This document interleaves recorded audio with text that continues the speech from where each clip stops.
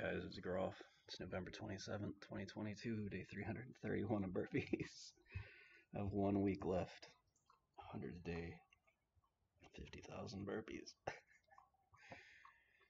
God, part of me just was like, I could just knock all that shit out in one day, just get it done with. But I know dragging out an extra week of exercise isn't going to hurt me before I go into hibernation for the year. The family just went back at the in-laws here for Thanksgiving. Chaos weekend. Glasses managed to break right beforehand, and I've got them bound together with fucking electrical tape. I'm not trying to go see the eye doctor in the middle of Thanksgiving. But then I remembered, yeah, these glasses have a story behind them, and goes back to like maybe like 8 or 9 years old, I think. um, yeah, I'm not huge for celebrities and stuff like that normally, but this goes so. Me with my stepbrother, like I don't know, fourth or fifth grade, middle of the woods. One of the movies that was like really important to us, just brothers, in the middle of basically nowhere, kind of like this forest, escapism, magic, all that was Willow, and especially Mad Mardigan. Like I know a lot of people know Val Kilmer as Iceman, and my wife's family, it was the Saint. Um, yeah, Willow was just a really impacting movie as a kid. And like we didn't have a lot. Like my parents didn't believe. Well, my dad and stepmom, they didn't believe in like TVs and shit. We had a 13-inch black and white TV growing up. And on my birthday, we rented a VCR and we rented Willow, and me and my stepbrother watched it like fucking just I think until we had to return it every waking hour. And my stepbrother is the reason I think that I ended up joining the army. And I always carried around like that just Mad Mardigan, he was the greatest swordsman that ever lived. That kind of warrior mentality, kind of carefree, not giving a fuck. So years pass, and I did end up joining the army. I ended up getting a coin while I was in Gardez from early 2004. General Shoemaker took over as the 4-star general, and he stopped by our PRT. Everybody, shake hands. Here's a coin, everybody. Great job. You're staying alive out here in this shithole. And for years I carried that around as just a weight in my wallet. Like it kind of felt like this is the peak. Like this is the peak.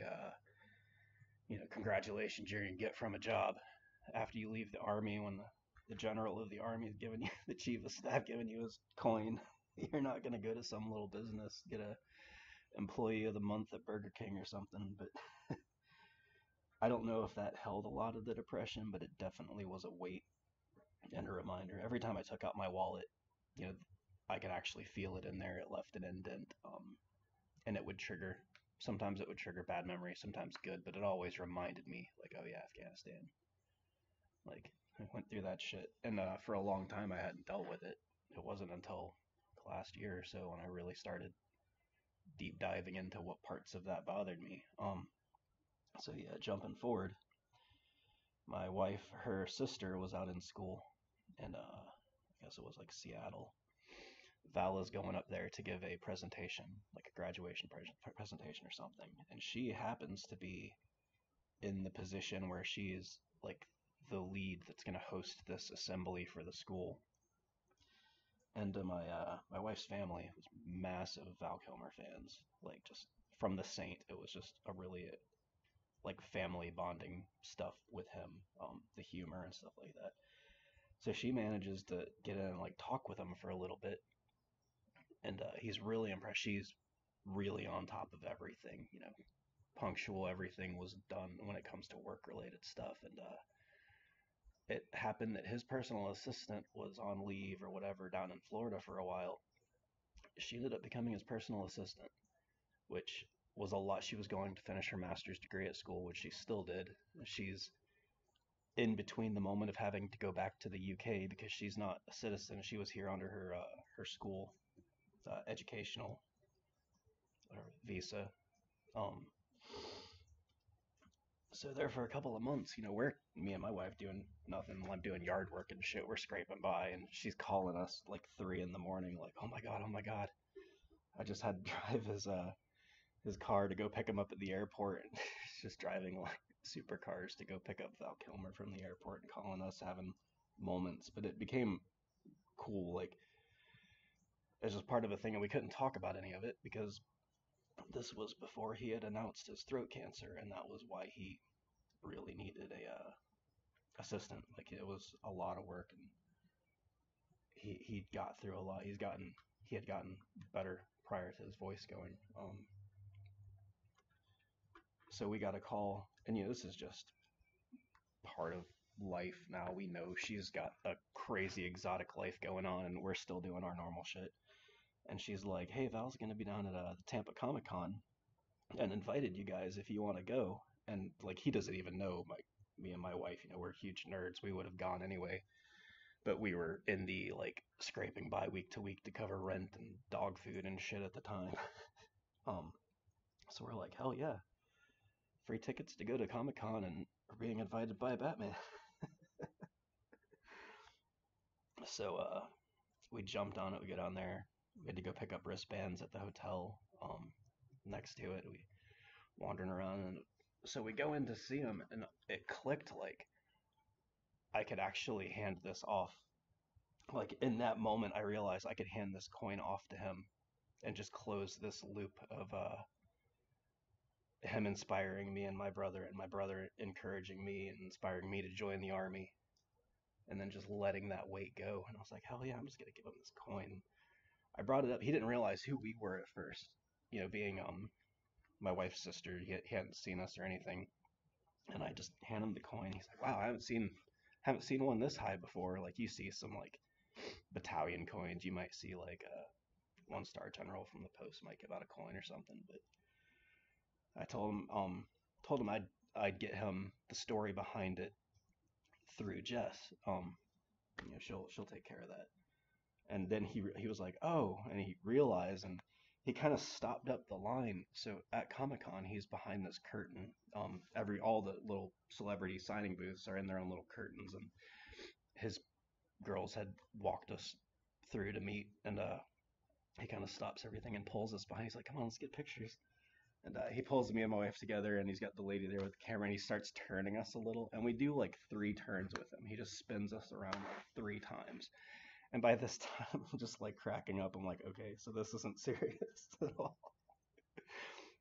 And we have fun, and he's got a whole line, and we really don't want to be, intruding on his time. Like it's mad work signing at Comic Con, what he's got to do every time.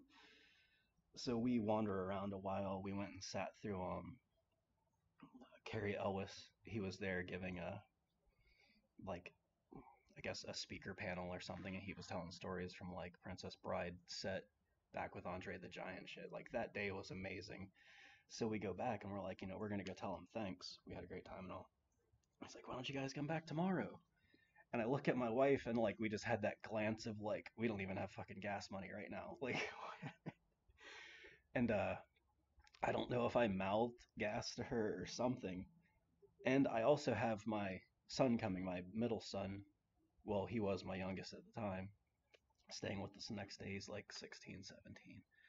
And he's like, he reaches over for his assistant and grabs like $30 out and gives it to us. I was like, God damn it. I was like, all right, well, we have my kid coming tomorrow. Um, so he ends up getting the band for him too. We're like, cool. So I get home and I write out the whole thing about like, how we grew up, how by that point I had lost my brother to cancer. And just, performing that one act, doing that was inspiring. Like it meant more than just, oh, you're a celebrity, it's a character, all that. It was something to like that mentality. Kept me going through a lot, and then letting go of that coin. God, as I walked away that first day, I just felt so much lighter. Like I had let go of some of the trauma, I guess, from Afghanistan. So the second day we get there and we've got my son, he doesn't even know who Val Kilmer is. He's, yes, embarrassing, but he had never seen Top Gun. Hadn't seen any of that. we kind of explained to him and showed him a little beforehand, but it's not like impressive to him, I guess. So we have a normal day, and at the end of the day, we're like, all right, we got to go thank Val. Like this was 2 days. It's been awesome. And we're just gonna go back through the line again and tell the girls, it's Comic-Con's ending and all this, and there's one lady comes in behind us in the line, just this little shorter woman. We're like, hey, why don't you go ahead? We're gonna talk with them for a second. And she has this snarky like reply of, what are you guys, BFFs? Because this is the line where people would actually pay to get signatures. Like a couple of times we had gone around the side with his helper people or whatever, but we're like, we're trying not to be intrusive. We're just gonna say thank you. We really enjoyed it, and she was just for no reason being kind of like shitty about it. And she goes into the curtain, does her little turn, and as she's going out, we're going in, and my kid is focused on her the whole time. As we walk in the curtain, it goes from Val sitting behind the little table, like signing, seeing her, by. He looks at us and he lights up and he like stands up with arms open and he comes over to give us a hug, and like her face, just like all the blood left her face. It was like one of the most fantastic moments ever. He he talked with me for a little bit. We got a good little conversation. It's a great time, and we didn't realize, like, it was really quick, everything changing. He had to throw on like his little like jacket with the hood, looking like Deadpool sneaking off, so people wouldn't recognize him. It's this chaos, like, all right, we're about to take off and you're about to go, like, he's got to go straight from Comic-Con to get on a plane to go do something, and he grabs an envelope and slides it into our bag. I was like, oh, okay. We forgot about it until we got back out to the car.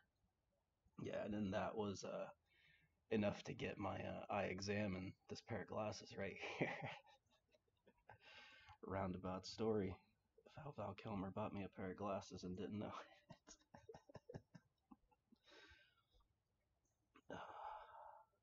Man, that was a good weekend. But honestly, that second day I would have spent with my kid if I couldn't have gone back. Shit, I still got 100 burpees to do.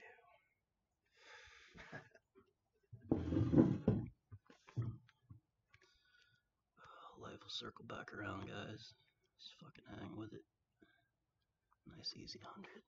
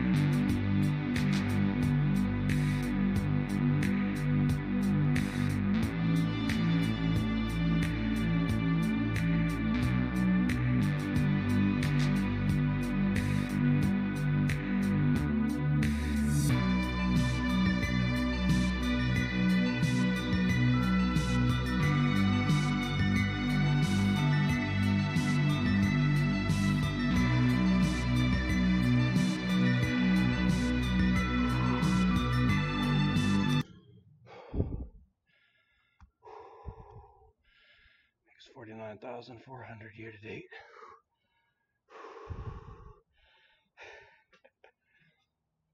Oh yeah, I forgot. Val had asked my sister-in-law for my email on the way home to reply. That message I had sent through her. I got a cool letter from on the way back home. I shared it with my dad, and that was about it. So it got a little bit personal for me, but it's good shit. Keep grinding, guys. You can hit your goals. Do something with the time you got. Just keep grinding.